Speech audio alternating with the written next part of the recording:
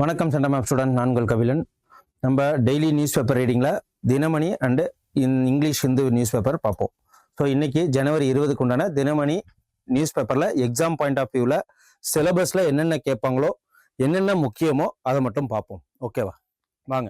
இன்றைக்கி ஃபஸ்ட்டு நியூஸாக என்ன பார்க்கலாம் அப்படின்னா, தமிழ் சட்டப்பேரவை ஓகேவா, தமிழ்நாடு அசம்பிளி கூடுறாங்க. ஓகேவா, தமிழக சட்டப்பேரவை கூட்டத்தொடர் RN ரவி மூலியமா கூடுறாங்க. இன்னைக்கு எந்த ஒரு டிஸ்கஷனும் நடக்காது. ஸோ இதுதான் இது லாஸ்ட்டு சட்டப்பேரவை கூடுற நேரம். இதுக்கப்புறம் எலெக்ஷன் நடந்து மேபி இந்த கவர்மெண்ட்டே ஸ்டார்ட் ஆகலாம், இல்லை வேற ஏதாவது ஒரு கவர்மெண்ட்டு புதுசாக ஸ்டார்ட் ஆகலாம். அது அடுத்த வாட்டி தான் பார்க்க முடியும். ஸோ வாங்க இது பார்ப்போம். இந்த வாட்டி RN ரவி தான் கவர்னர் ஆஃப் தமிழ்நாடு. அவர் தான் முதல் உரை ஆற்றுவார். அவர் இங்கிலீஷில் உரையாற்றுவார். 9 மணிக்கு பேரவை கூட்டத்தொடர் தொடங்குது.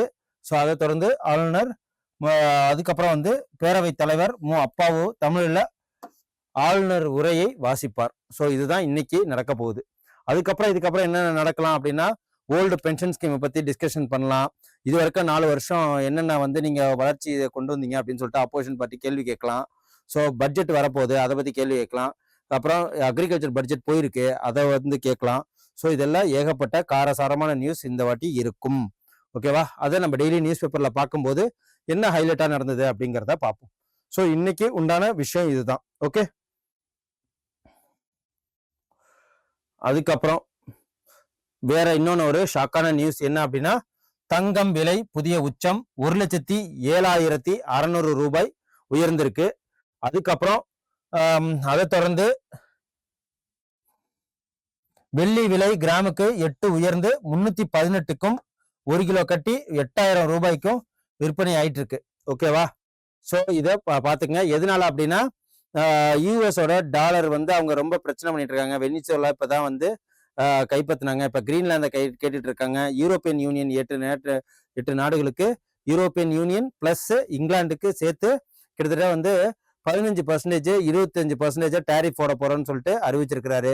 ஸோ ஏகப்பட்ட ப்ராப்ளம். அதாவது காசாவை இஸ்ரேல் கைப்பற்றிக்கிட்டு காசாவை நாங்கள் காப்பாற்ற போறோம்னு சொல்லிட்டு ஒரு 40 முஸ்லீம் கண்ட்ரிலேருந்து சேர்ந்து என்ன பண்றாங்க, படகு மூலயமா டிராவல் பண்ணி காசாவை மீட்க போறாங்க.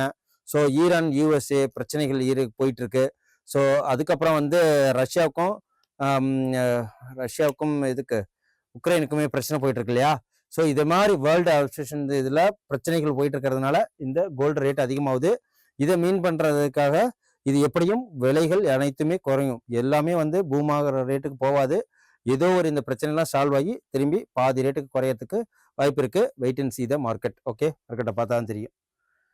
அதுக்கப்புறம் தமிழ்நாட்டில் வாக்காளர் பட்டியல் பெயர் சேர்ப்பதற்கான கால அவகாசம் ஜனவரி 30 முடிஞ்சு போச்சு. ஸோ அதையும் பார்த்துக்குங்க. அதுக்கப்புறம் இதெல்லாம் எக்ஸாம் பாருங்க, நமக்கு தேவையில்லை. அதுக்கப்புறம் இது பார்ப்போம். இது என்னன்னா, ஐஐடியில் போஸ்ட் ஆஃபீஸ் ஓப்பன் பண்ணியிருக்காங்க. சென்னை ஐஐடி வளாகத்தில் அஞ்சல் அலுவலகத்தை தொடங்கி வச்சிருக்கிறாரு. யார் அப்படின்னா, அந்த ஐஐடி மெட்ராஸோட இயக்குனர் காமகோடி அவர்கள். ஓகேவா? இது என்னன்னா, எதிர்ப்புகளும் என்ஜென் தபால் அலுவலகமாக மறுசீரமைக்கப்பட்டிருக்கு. Next generation. ஸோ இதுதான் இதுக்கு மீனிங்கு. என்ஜென்னா என்னது? Next generation. ஸோ இதுக்கு எப்படி இருக்கும் அப்படின்னு பார்த்தீங்கன்னா, அலுவலகம் ஐஐடி வளாகத்துல இயக்குனர் காமகோடியில் திறந்திருக்காங்க. இது ரொம்ப மாடர்னைஸ்டா இருக்கும். ஓகேவா? ஸ்மார்ட் கவுண்டர் அமைப்புகள், துரித அஞ்சல், பார்சல் சேவைகளில் மாணவர்களுக்கு 10% தள்ளுபடி, மாணவர்களுக்கான சேமிப்பு வங்கி சேவைகள், அஞ்சல் ஆயுள் காப்பீடு, ஆதார் சேவைகள். அதுக்கப்புறம் இது எல்லாமே சேர்ந்து இது ஒரு மினி எப்படின்னா ஒரு ஐடி ஆஃபீஸ் மாதிரி ஒரு ஆஃபீஸ் மாதிரி இருக்கும். ஓகேவா? ஐடி ஆஃபீஸ் மாதிரி இருக்க போகுது. ஸோ இது பாருங்க, ஒரு போஸ்ட் ஆஃபீஸ் எந்த அளவுக்கு சோஃபாலாம் போட்டு எந்த அளவுக்கு கம்ப்யூட்டரைஸ் ஆகி டிஜிட்டலைஸ் ஆகி இருக்கு. ஸோ இதே மெத்தட்ல தான் என்ஜென் போஸ்ட் ஆஃபீஸ் உருவாக்கி இருக்கிறாங்க. ஸோ அது போதும் நமக்கு. அதுக்கப்புறம் குடியரசு தினம் முன்னிட்டு சென்னை மெரினால பிராக்டிஸ் நடந்துகிட்டு இருக்கு. இதெல்லாம் உமன், அதாவது பெண் காவலர்கள் அணிவகுப்பு ஒத்திகை இதுல நடந்துகிட்டு இருக்கு. அவ்வளவுதான். அதுக்கப்புறம் என்னன்னா, மெட்ரோ ரயில்ல, சென்னை மெட்ரோ ரயில்ல மூத்த குடிமக்கள் மாற்றுத்திறனாளிகளுக்கு அவங்கவுங்க சீட்டுக்கு அவங்கவுங்க தான் உட்கார்றாங்களா, அவங்களுக்கு சீட்டு அலாட் பண்ணியிருக்கா, அவங்களுக்கு அது கிடைக்குதா அந்த ப்ரிவிலேஜஸ் அப்படின்னு சொல்லிட்டு பார்க்கறதா இது. ஸோ இது மெட்ரோவில் மூத்த குடிமக்கள் மாற்றுத்திறனாளிகளுக்கான இருக்கைகள் ஒதுக்கீடு முறையாக அமல்படுத்துகிறதா என்பது குறித்து அதிகாரிகள் திடீர் சோதனை நடத்துறாங்க. ஸோ அவ்வளவுதான். ஓகேவா?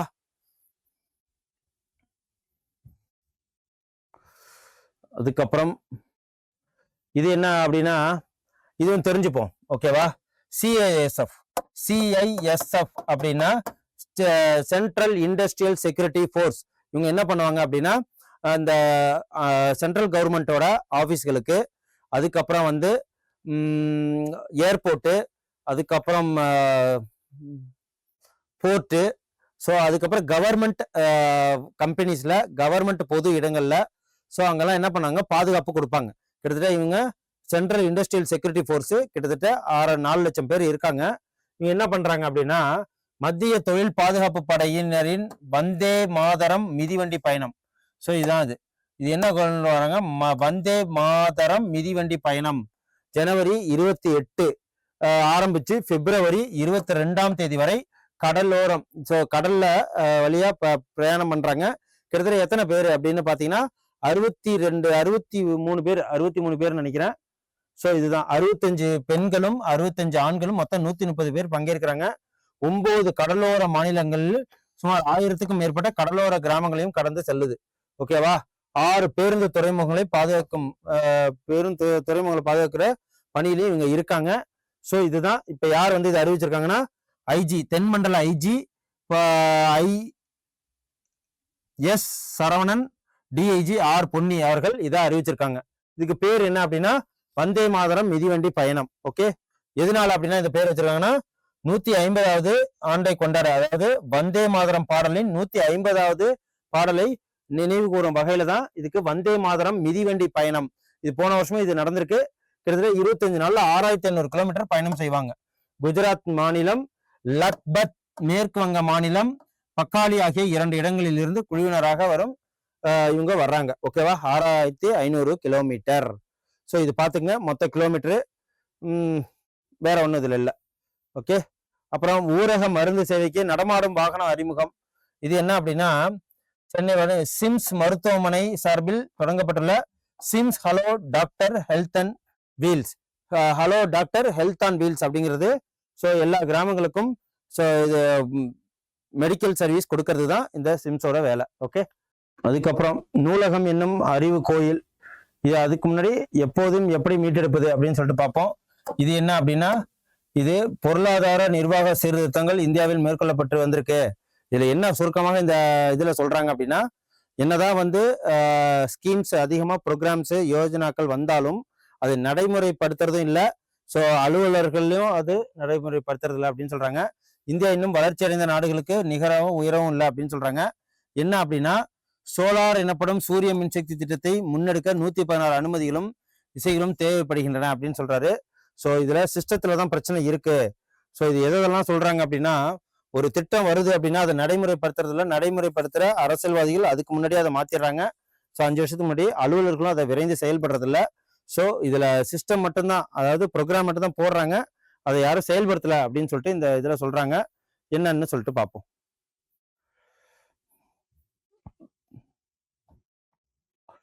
ஸோ பல வளர்ச்சி திட்டங்களும் அதற்கான அறிவிப்புகளும் நிர்வாக இயந்திரத்தின் மெத்தனத்தாலும் அதிக வார வர்க்கத்தினாலும் பொறுப்பினாலும் செயல்படாமல் முடங்குது அப்படின்னு சொல்லிட்டு சொல்றாரு. ஸோ என்னத்துக்குன்னா நிலக்கரி சுரங்கங்கள் மட்டுமா, அதாவது நாடாளுமன்ற நிலைக்குழு அறிக்கையின்படி சுற்றுச்சூழல் அனுமதி பெற 26 மாதங்கள் ஆகுமா. ஓகேவா? இந்தியாவின் நிலக்கரி சுரங்கங்களின் உற்பத்தியாகும் நிலக்கரி போதாமல் ஆண்டொன்றுக்கு 25 கோடி டன் இறக்குமதி செய்கிறோம் அப்படின்னு சொல்லிட்டு சொல்றாங்க. இதை புதுசா மைனிங் நம்ம இது கொண்டு வந்து தோன்றணும்னா அது ரொம்ப கஷ்டமான, இது நடக்க மாட்டேங்குது அப்படின்னு சொல்லிட்டு சொல்றாங்க. அதுக்கப்புறம் நூலகம் என்னும் அறிவு கோயில். நூலகம் என்னும் அறிவு கோயில்ல இது என்னன்னா மனிதன் தோன்றிய காலத்துல உடல் அசைவுகளாலும் சைகைகளாலும் பேசினாங்க அப்படின்னு சொல்றாங்க. ஃபர்ஸ்ட் மொழி எப்படி ஏற்பட்டது, அப்புறம் எழுத்து, புக்கு, ஸோ புத்தகம் வாசிப்பதனோட மேலாண்மையை பத்தி இதுல சொல்லியிருக்கிறாங்க. ஸோ அதை தான் இதுல மேற்கொண்டு இப்பெல்லாம் வந்து ஃபர்ஸ்ட் வந்து எப்படின்னா ஸ்கூல் எப்படி மாறுனுச்சோ அதே மாதிரிதான். ஃபர்ஸ்ட் உடல் அசைவுகளால் கைகளாலும் பேசினார்கள். ஒலி குறிப்புகளும் ஓலங்களும் வாய்மொழியாக ஆணுச்சு. வாய்மொழி என்ன ஆணுச்சு, எழுத்து வடிவமாக மாறுச்சு. எழுத்துகளின் தொடர்ச்சியில் சொற்களும் பிறந்திருக்கு. சொற்களின் தொகுப்பே மொழியாக மாறுனுச்சு அப்படின்னு சொல்லிட்டு சொல்றாங்க. அப்புறம் எழுத்துக்களின் தொகுப்பு தான் புக்கு. மனித சமுதாயத்தின் முன்னேற்றத்தில் புத்தகங்கள் முக்கிய பங்கு வகிக்குது. கவிதை, கட்டுரை, சிறுகதை, புதினம், வரலாறு அப்படின்னு சொல்லிட்டு இது சிந்தனை மரபை தூண்டுது அப்படின்னு சொல்லிட்டு சொல்றதுதான் இந்த கட்டுரை ஃபுல்லாவே. ஸோ வேற ஒன்றும் இதுல இல்லை. இதுல எப்பப்பெல்லாம் வந்து இது என்ன புத்தகங்கள் இருப்பனா நூலகங்கள், அறிவாலயங்கள் சொல்லப்படுது. கிமு 4ஆம் நூற்றாண்டுல ரோமாபுரியில் 28 நூல்கள் இருந்ததாக தெரிவிக்கிறாங்க. அதுக்கு மட்டும் இல்லாம நினிவா என்ற இடத்தில் இருந்த ஆசிய நாட்டு நூலகத்தில் 10,000 களிமண் பட்டயங்களும் நூல்கள் சேமித்து வைக்கப்பட்டிருக்காங்க அப்படின்னு சொல்லிட்டு சொல்றாங்க. ஓகே. ஸோ 7ஆம் நூற்றாண்டில் இந்தியாவின் வடப்பகுதியிலிருந்து தெற்கே காஞ்சிபுரம் வரை 16 ஆண்டுகள் பயணம் செய்துள்ள இந்த சீன பயணி யுவான் சாங் என்ன சொல்லியிருக்காருன்னா 30 குதிரைகளில் ஏற்றினார்கள். ஓகேவா. அந்த நாட்டு எல்லையில மன்னர், அமைச்சர்கள், நகர மக்கள் அனைவருமே அவரை வரவேற்று 657 பௌத்த மூல நூல்களை அவரு கொண்டு போயிருக்கிறார். ஓகேவா, யுவான் சாங். இது மட்டும் இல்லாம கிபி 2ஆம் நூற்றாண்டுல குறித்து கிறிஸ்தவ தேவாலயங்களிலும் நூலகங்கள் இருந்ததாக சொல்றாரு. அதுக்கப்புறம் கிபி 7ஆம் நூற்றாண்டுல இந்தியாவில் நாலந்தா பல்கலைக்கழகம் அப்படின்னு சொல்லிட்டு சொல்றாங்க. அது அறிவின் சுரங்க பாதை அப்படின்னு சொல்றாங்க. ஸோ அது இங்க 68,700 பனை ஓலைகள்ல எழுதப்பட்ட நூல்கள் அதுல இடம்பெற்றிருக்கு. அதோட மட்டும் இல்லாம 30,058 பாப்பிரஸ் புல் சுருள்களிலும் எழுதப்பட்ட நூல்கள் எங்க நாலந்தா பல்கலைக்கழகத்துல இருந்திருக்கு. ஸோ இந்த இதெல்லாம் பாத்துங்க. அப்புறம் கிபி 675 வரை நாலாந்தாவில் 600 வடமொழி நூல்களில் இருந்து நம்ம பெறப்பட்டிருக்கோம். ஓகேவா, 5 லட்சம் பாடல்கள். ஸோ அதே மாதிரி இப்ப வரைக்குமே இதுல 27 ஆண்டுகள் சிறையில் வாடிய தென்னாப்பிரிக்க அதிபர் நெல்சன் மண்டேலா இதுதான் நூல்கள் வாங்குவதும் செலவழிப்பு செலவீனம் அல்ல மூலதனம் அப்படின்னு சொல்லிட்டு சொல்லியிருக்கிறாங்க. ஸோ இதுதான் சென்னையில் கன்னிமரா நூலகம் புகழ்பெற்று ரோஜா முத்தையா நூலகம், அண்ணா நூற்றாண்டு நூலகம் சொல்லிட்டு இந்த காலங்கள்ல ஸோ மதுரையில கலைஞர் நூலகம், அப்புறம் ஒவ்வொரு மாவட்டங்களையும் சிறப்பான நூலகம் இருக்கு. ஸோ நூலகம் என்பது அறிவுக்கு கொடுக்கும் ஒரு மூலதனம். மக்களோட மூலதனமே புத்தகம் தான், அறிவு தான். ஸோ புத்தகத்தின் மூலயமா தான் ஒரு அறிவை பெற முடியும். அது மூலயமா தான் எல்லாமே வளர்ந்து எடுக்க முடியும். ரிசர்ச் அண்ட் டெவலப்மெண்ட்டும் அதுல இருந்தா வளரும்னு சொல்லிட்டு இந்த கட்டுரையில் சொல்லியிருக்காங்க. ஸோ அவ்வளவுதான். அதுக்கப்புறம் என்ன, சமூக ஒற்றுமையின் விதைகள். இந்த இதுல என்னன்னா நகர்ப்புறங்களுக்கு பல்வேறு காரணங்களால் மக்கள் இடம்பெயர்ந்து வருகிறார். 2050க்குள்ள 52.8% மக்கள் நகர்ப்புற வாழ்க்கைக்கு தள்ளப்படுறாங்கன்னு சொல்றாங்க. ஸோ கிராமங்கள்ல பக்கத்து வீடு, எய்த்த வீடு, அதாவது இதுல ஒரு இது சொல்லுவாங்க என்ன அப்படின்னா, அருகில் இருப்பவர் அயலான், நெஞ்சில் இருப்பவர் உறவினர் அப்படின்னு சொல்லிட்டு பழைய ஒரு வாக்கியம் இருக்கு. அதே மாதிரிதான் இப்ப 2050ல 58% கிட்டத்தட்ட மக்கள் வந்து குடிபெயர்ந்திருப்பாங்க, இடம்பெயர்ந்திருப்பான்றாங்க. மைக்ரேஷன், அதாவது ஸ்டேட் உள்ளவே வந்து மைக்ரேட் ஆயிருப்பாங்க. எதுக்காகன்னா பொருளாதாரம், பொருள் ஈட்டுறதுக்காக. ஸோ கிராமங்கள்ல இருக்கிற அதே உறவுகள். ஸோ நம்ம வீட்டுல ஒரு காய்கறி விளையுதுன்னா பக்கத்து வீட்டுல கொடுக்கறது, பக்கத்து வீட்டுல எண்ணெய் இல்லை அப்படின்னா நம்ம வீட்டுல வந்து கேட்கறது. ஸோ ஒரு மேட்ச் பாக்ஸ் இல்லை, ஏதோ ஒரு கரண்ட் இருக்கான்னு கூட கேட்பாங்க. ஸோ எந்த ஒரு விஷயமா இருந்தாலும் கிராமங்கள்ல உறவினர்களாக பக்கத்து வீட்டு இருக்கிறவங்களும் இருப்பாங்க. இங்க உறவினர்களே அயலர்களாக மாறிட்டு இருக்காங்க. ஏன்னா காலையில அவங்க ஆஃபீஸ் கிளம்புறதுக்காக 7 மணிக்கு ஸ்டார்ட் பண்றவங்களோட பயணம் நைட்டு ஆஃபீஸ் போயிட்டு வந்து அவங்க டிராவல் முடிச்சு வந்து வீட்டில் 9 மணிக்கு வந்துட்டு சாப்பிட்டுட்டு தூங்குறதா கரெக்டா இருக்கு. ஸோ சண்டே ஒரு நாள் ஃபுல்லா தூங்கிடுறாங்க. ஸோ இதனால உறவுகள் மேம்படுவது இல்லை. அதனால வந்து நகர மக்கள் அனைவரும் பக்கத்து வீட்டுல பேசி பழகணும், அதன் மூலயமா நமக்கு டிப்ரெஷன் வராது, குறையும் அப்படின்னு சொல்லிட்டு கொடுக்கல் வாங்கலாம் இருக்குன்னு சொல்லிட்டு சொல்றதுதான் இந்த இது சமூக ஒற்றுமையின் விதைகள் அப்படின்னு சொல்லிட்டு சொல்றாங்க.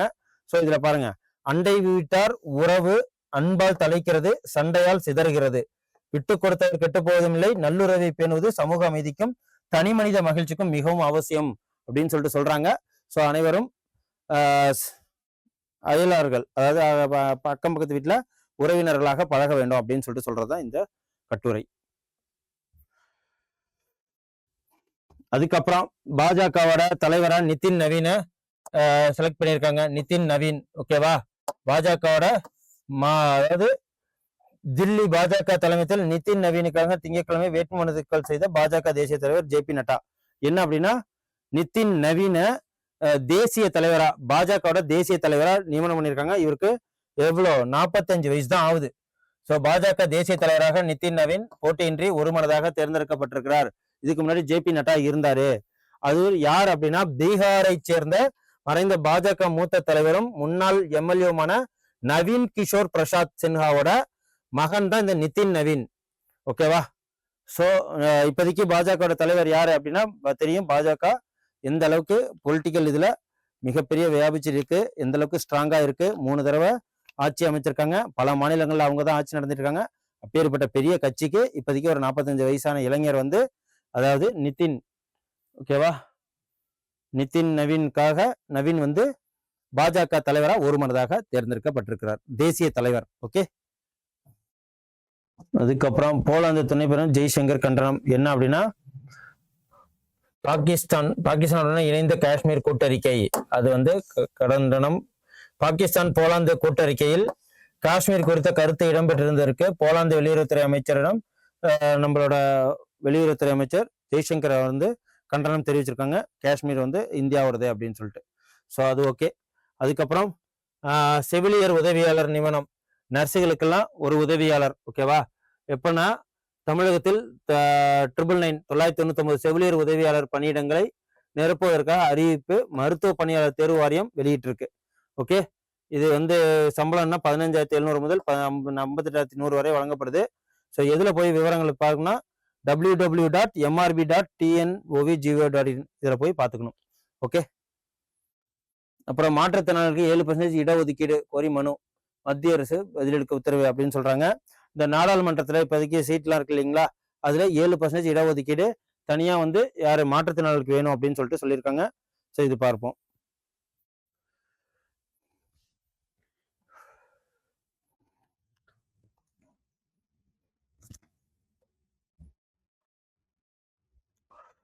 அப்புறம் ஐக்கிய அரபு அமீரக அதிபர் வந்திருக்கிறாரு. அவருக்கு என்ன அப்படின்னா, UAE $200 பில்லியன் அதிகரிக்க இலக்கு நிர்ணயிக்கப்பட்டிருக்காங்க. ஐக்கிய அரபு அமீரக அதிபர் அல் நஹ்யான், அதாவது அவர் பேர் என்ன, ஃபுல் நேம் என்ன அப்படின்னு பாத்தீங்கன்னா, ஷேக் முகமது பின் சாயத் அல் நஹ்யான். அதிபர் ஷேக் முகமது பின் ஷாயத் அல் நஹ்யான் அவரு இந்தியா வந்திருக்காரு ஒரு நாள் பயணமாக. ஸோ இவருக்கு என்னென்னலாம் பரிசு வழங்கியிருக்காங்கன்னு பார்ப்போம். இது என்னன்னா, இந்திய பயணம் என்ற ஐக்கிய அரபு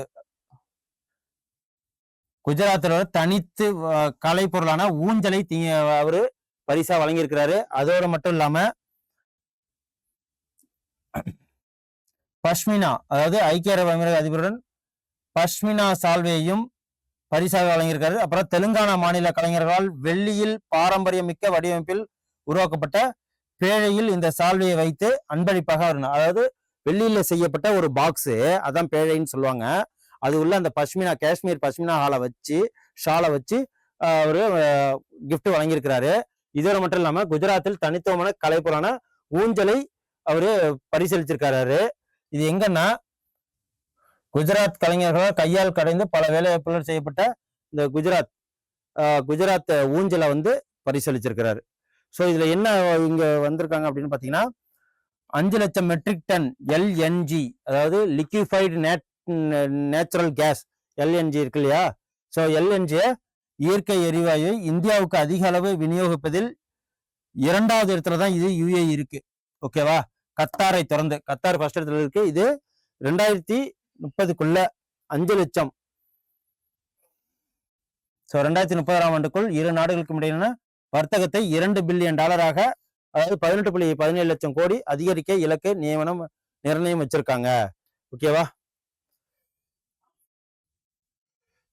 இதுக்கு முன்னாடி எப்படின்னா 2023-24ல $84 பில்லியன் 7.63 லட்சம் கோடியா தான் நம்மள்கிட்ட வந்து இருந்திருக்கு. இதை 2032க்குள்ள $200 பில்லியன் உயர்த்தணும் அப்படின்னு சொல்லிட்டு முடிவெடுத்திருக்காங்க. ஸோ அதுக்கப்புறம் Khelo India program, winter Khelo India program ஆரம்பிச்சிருச்சு.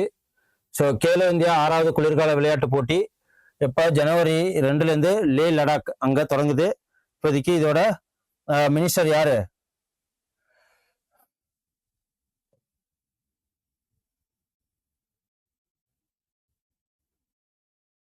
எப்பனா 26 தொடங்கி ஜனவரி 26ஆம் தேதி நடைபெறும் இந்த போட்டிகளில் லே நகரில் லாங் லோட்ஜே, ஸ்டாப்தான் மைதானம், ராணுவ பணித்தளம் போன்ற பல இடங்கள்ல நடக்குது.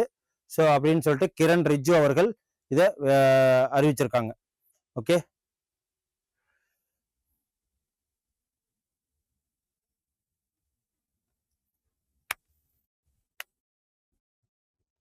ஸோ இது கேலோ இந்தியா எதுக்காக அப்படின்னா ஊரக பகுதிகளில் நகர்ப்புறங்களில் இருக்கிற விளையாட்டில் நல்ல ஒரு பயிற்சி பெற்ற விளையாட்டு வீரர்களை ஒரு கண்டு எடுக்கும் ஒரு நோக்கமாக தான் இந்த கேலோ இந்தியா ப்ரோக்ராம் நடக்குது, இந்த வின்டர் ப்ரோக்ராம். ஸோ அதுக்கப்புறம் வேற என்ன,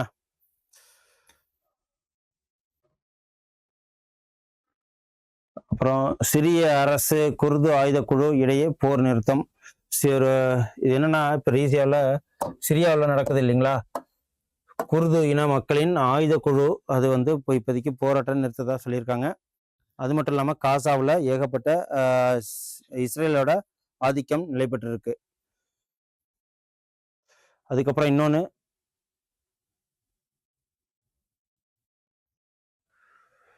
சீனாவில் இதுவரைக்கும் பிறப்பு விகிதம் சீனாவில் 1950ஆம் ஆண்டு கம்யூனிச புரட்சிக்கு பிறகு மிக குறைந்த, அதாவது 5.63% பிறப்பு விகிதம் குறைஞ்சிருக்கு அப்படின்னு சொல்லிட்டு சொல்றாங்க.